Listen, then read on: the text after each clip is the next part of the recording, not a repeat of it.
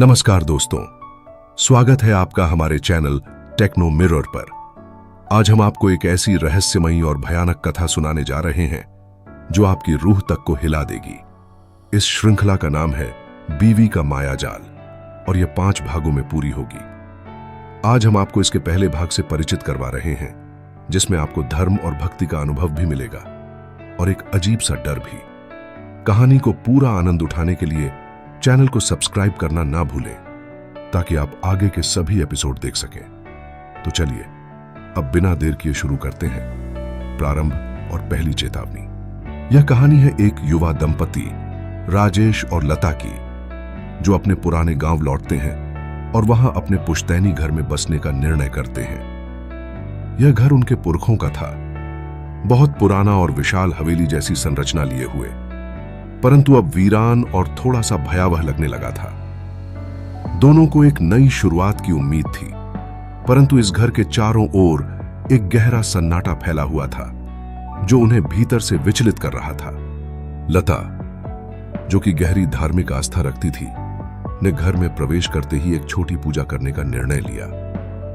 उसने कहा, राजेश, मुझे लगता है कि हमें भगवान का आशीर्वाद लेना चाहिए ताकि हम इस नए जीवन की अच्छी शुरुआत कर सकें। राजेश ने सहमति जताई और लता ने घर के छोटे से मंदिर में पूजा का आयोजन किया। जैसे ही लता ने दीप जलाया और मंत्रों का उच्चारण शुरू किया, तभी अचानक एक ठंडी हवा का झोंका आया और दीप बुझ गया।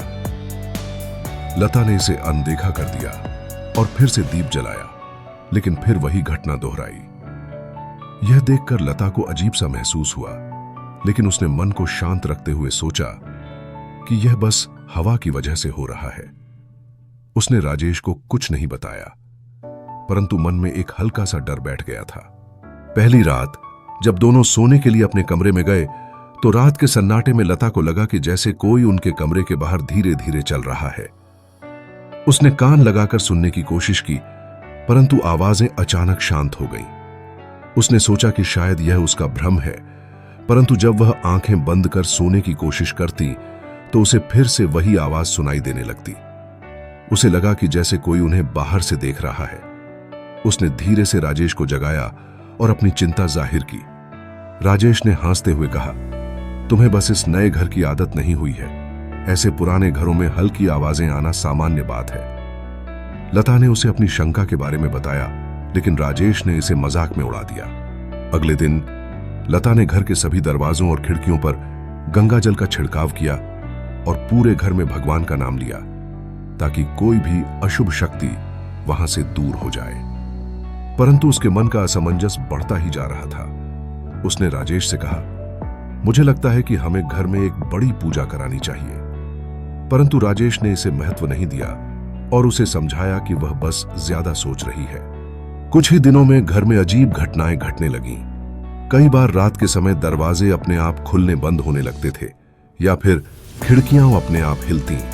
कभी कभी रात को लता को किसी अनजान छाया का आभास होता, जो तुरंत ही गायब हो जाती। एक दिन लता रसोई में काम कर रही थी, तभी उसने देखा कि दीवार पर हल्की सी परछाई थी, जैसे कोई खड़ा हो।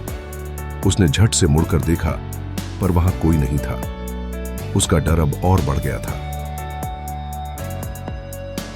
एक रात जब लता सोने के लिए तैयार हो रही थी, तो उसने अपने कमरे के आईने में देखा कि उसके पीछे कोई छाया खड़ी है। पर जैसे ही उसने पलटकर देखा, वहां कोई नहीं था।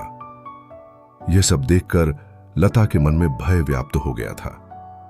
उसने राजेश से फिर कहा कि कुछ अनहोनी होने वाली है, पर राजेश ने इसे बस उसकी कल्पना मान लिया। एक दिन लता ने मंदिर में जाकर पुनः दीप जलाने का प्रयास किया। इस बार उसने मन से भगवान से प्रार्थना की कि घर में शांति बनी रहे। लेकिन जैसे ही उसने दीप जलाया, उसे ऐसा महसूस हुआ कि मूर्तियों की आंखें उस पर टिकी हैं, जैसे वे उसे कुछ बताना चाहती हों। लता ने घबराकर अपनी आंखें बंद कर लीं और जोर से मंत्रों का उच्चारण किया, परंतु उसका मन शांत नहीं हो रहा था। उसे ऐसा लगा कि जैसे कोई अदृश्य शक्ति उसे देख रही है। अचानक उसके कानों में एक धीमी आवाज आई जो कह रही थी, यह घर तुम्हारा नहीं है। लता हड़बड़ाकर पीछे मुड़ी, लेकिन वहां कोई नहीं था। उसने तुरंत ही राजेश को यह बात बताई, परंतु राजेश ने इसे केवल उसका भ्रम बताया। इस दिन के बाद से लता का भय और अधिक गहराता गया। उसे अब पूरा विश्वास हो गया था कि यह घर कोई साधारण स्थान नहीं है, बल्कि यहां कुछ ऐसा है जो उनके आने से प्रसन्न नहीं है। राजेश अब भी इसे केवल एक मानसिक भ्रम मानता रहा। क्या वाकई लता किसी अदृश्य ताकत का सामना कर रही थी, या यह केवल उसके मन का भय था? यह था बीवी का मायाजाल का पहला भाग। आगे के भागों में जानेंगे कि कैसे यह कहानी और भी भयानक मोड़ लेती है। कृपया हमारे चैनल को सब्सक्राइब करना न भूलें, ताकि आप इस रहस्यपूर्ण कथा का आनंद उठा सकें।